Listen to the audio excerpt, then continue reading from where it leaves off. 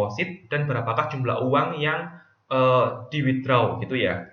Jadi ini fokus kita dari sini kita peroleh dia depositnya adalah 2000 karena deposit pasti nilainya plus gitu kan ya. Lalu break 2 bulan kemudian uangnya menjadi 14.308 nih. Dan dia withdraw. Nah, ini kita pakai nih withdraw. Dia withdraw karena withdraw pasti tandanya adalah negatif.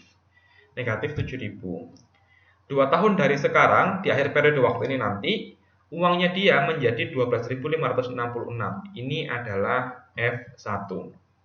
Jadi sekali lagi, kalau Anda menghitung DWYR dengan menggunakan formula yang saya sampaikan tadi, fokus Anda itu ada di 3 bagian ya. Yang pertama adalah Anda harus tahu nilai F0, diberikan di sini F0-nya. Lalu Anda harus tahu nilai dari F1-nya, oke? Dan Anda harus tahu nilai dari CTJ-nya. Ingat CTJ ada 2 jenis di sini, yaitu ada withdraw sama ada deposit. Oke? Jadi kalau ada keterangan mengenai uang sandera tumbuh sekian, nah ini dalam tanda kutip coba hiraukan saja karena kita tidak menggunakan informasi tersebut. Oke? Kemudian ini yang pertanyaannya seperti ini, poin A, dapatkan persamaan nilai dalam persamaan nilai yang menghasilkan DWYRI selama periode waktu 2 tahun. Terus yang pertanyaan B, hitunglah dollar weighted yield dengan menggunakan formula yang tadi ya, dengan menggunakan formula yang pertama sama dengan menggunakan formula basic midpoint. Oke, yang pertama dulu. Kalau yang A, kita sebenarnya juga bisa menghitung DWYR tanpa menggunakan formula yang ini tadi. Jadi sekali lagi ini formula ini sama formula yang basic midpoint ini selalu kita mengasumsikan periode awal waktu investasi adalah 0, periode akhir investasi adalah 1. Nah, tapi kalau kita menggunakan poin A ini adalah kita bisa menghitung DWYR, tapi kita menggunakan ini ya, equation of value. Jadi artinya kita membentuk persamaan nilainya. Nah, ini saya gambarkan dulu cash flow-nya. Di waktu ke-0, ini dia invest uang 10.832. Lalu di akhir tahun kedua, kan 2 tahun ya, di akhir tahun kedua jumlah akhirnya dia uangnya itu 12.566. Di antara ini terdapat deposit sebesar 2.000 yang dilakukan di seperempat tahun. Kenapa seperempat tahun? Karena dia bilangnya adalah 3 bulan kemudian.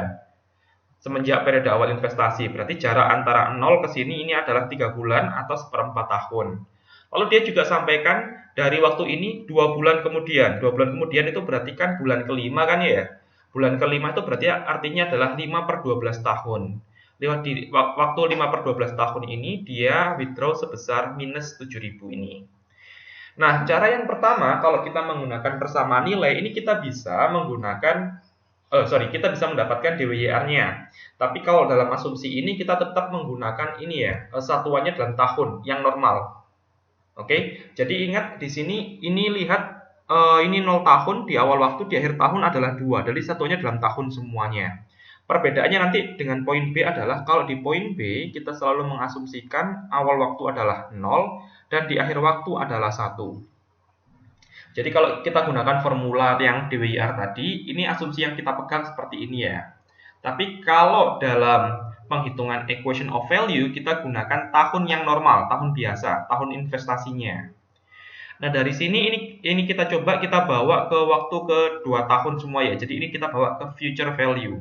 Jadi ingat untuk menghitung ininya cash out yang bagian sini, yang F1 ini sama dengan F0 ditambah dengan sigma CTJ seperti ini ya. Ini formula untuk menentukan dollar weighted yield rate-nya dengan menggunakan equation of value. Jadi ini kita peroleh ini F1-nya, ini adalah F0-nya. F0-nya kita bawa ke tahun kedua, lalu ini adalah sigma CTJ-nya, kita bawa ke tahun kedua. Ingat ya, ini dari jarak dari antara seperempat tahun ke sana, itu adalah 21/12. Oke. Lalu jarak antara ini ke sana, itu jaraknya adalah 19/12. Itulah mengapa pangkatnya ini 21/12 dan ini adalah 19/12. Nah, IDWYR ini adalah nilai I yang memenuhi persamaan ini. Nah, ini agak sulit kalau misalkan Anda menghitung kan ya. Agak sulit kenapa? Karena Anda membutuhkan financial calculator di dalamnya. Oleh karena itu kita punya opsi yang kedua tadi dengan menggunakan formula gitu kan ya, formula DWYR. Nah, kalau menggunakan formula sekali lagi ingat kita selalu pakai asumsi ini. Waktu awal periode investasi adalah 0, akhirnya adalah 1. Nah, biar gampang karena kita lihat kan ya, totalnya ini 2 tahun nih periode investasinya. Saran dari saya adalah kalau punya soal seperti ini, soal berkaitan dengan DWYR, Anda selalu mengasumsikan bahwasanya satuan waktunya itu adalah dalam satuan bulan. Jadi kelipatannya itu adalah kelipatan total bulannya. Jadi 2 tahun itu kan sama dengan 24 bulan kan ya. Jadi kita setting waktu terakhir investasi ini adalah 24 per 24. Jadi ini menunjukkan waktu bulan ke-24. Lalu ke 0 ya berarti kan saat ini kan ya. 0 per 24. Lalu kita lihat, ini kan tadi terjadi di waktu ke bulan ketiga kan ya. Bulan ketiga berarti di sini, ini waktunya berarti dia 3 per 24. Ini untuk investasi, untuk cash flow yang pertama. Untuk cash flow yang kedua, karena dia terjadi di bulan Mei, atau akhir Mei kan ya, akhir Mei, maka waktunya dia adalah 5 per 24. Jadi ini 2000 terjadi di waktu ke 3 per 24, dan minus 7000 terjadi di waktu ke 5 per 24. Saya berikan keterangannya di sini, kita punya F0-nya 10.832, F1-nya nilai akhir investasinya adalah 12.566, terus CT1 2000, CT2 minus 7.000, dan sudah saya tuliskan juga T1-nya adalah 3 per 24, T2-nya 5 per 24. Oke. Nah, ketika kita menghitung IDWYR ini adalah IDWYR untuk seluruh periode waktu ini. Oke. Untuk seluruh waktu ini. Karena seluruh periode waktu ini adalah 2 tahun, maka nanti ketika kita menghitung IDWYR, itu kita akan menghitung IDWYR untuk periode waktu 2 tahun. Jadi ini kita gunakan formulanya terlebih dahulu. Nilai I-nya itu sama dengan F1 minus F0 dikurangi sigma CT. Ini F1-nya, ini F0-nya, terus ini kita kurangkan gitu kan ya. Kita kurangkan terus kita tanda kurung. Di tanda kurung ini karena yang 2000 itu berupa deposit, ini positif nilainya, terus ini minus 7000 gitu kan ya. Ini minus karena dia berupa withdraw. Ingat ini harus dikurung terlebih dahulu ya, dikerjakan dulu di dalam tanda kurungnya. Selepas itu kita peroleh nilainya adalah 6734.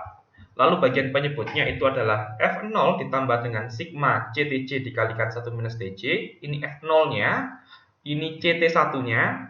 CT1 dikalikan dengan 1 minus T1. Jadi ini dikalikan dengan 1 minus 3 per 24.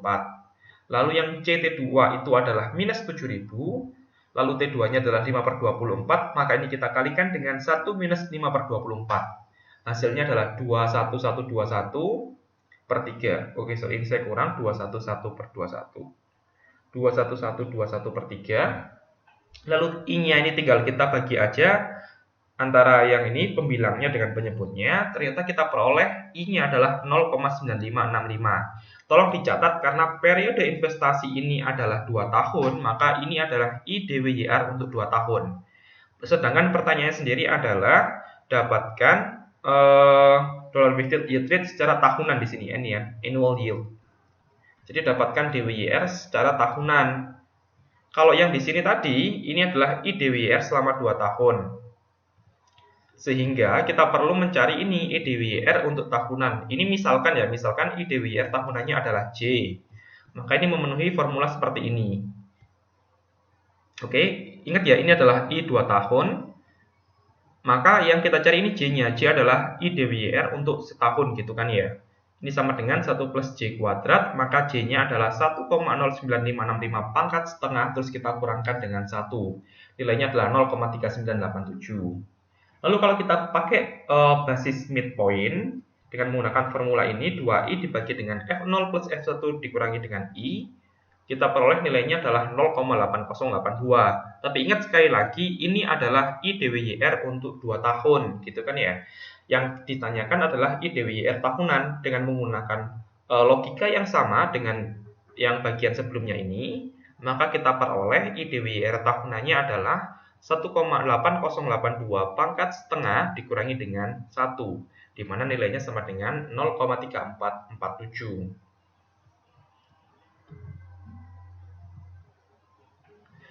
Oke, yang berikutnya adalah ini kita akan melihat penghitungan TWYR atau time wavelet yield rate.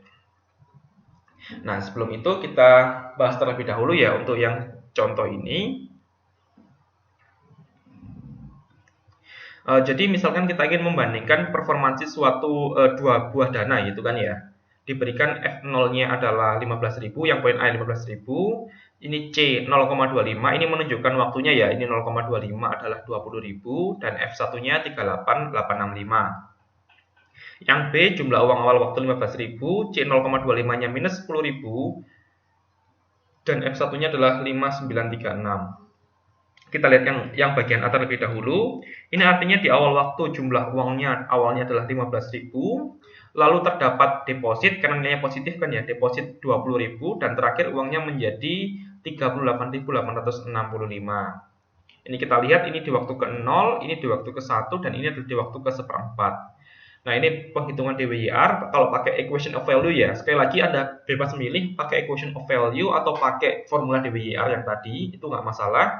Kalau kita pakai equation of value seperti ini hasilnya. Ini 15.000 kita bawa ke waktu ke-1 semuanya. Ini pun juga 20.000 kita bawa ke waktu ke-1. Ini 15.000 kita kalikan 1 plus I, lalu 20.000 kita kalikan 1 plus I pangkat 3/4. Ingat ya, kenapa 3/4? Karena jarak antara 1/4 dengan 1 ini adalah 3/4 tahun. Ini kita sama dengan kan 38865. Kita peroleh I DWYR-nya adalah 13,59. Nah, dengan cara yang sama untuk poin B, kita peroleh I DWYR-nya adalah 14,86. Nah, untuk penghitungan TWYR, ini kita fokuskan pada ini ya, pada jumlah dana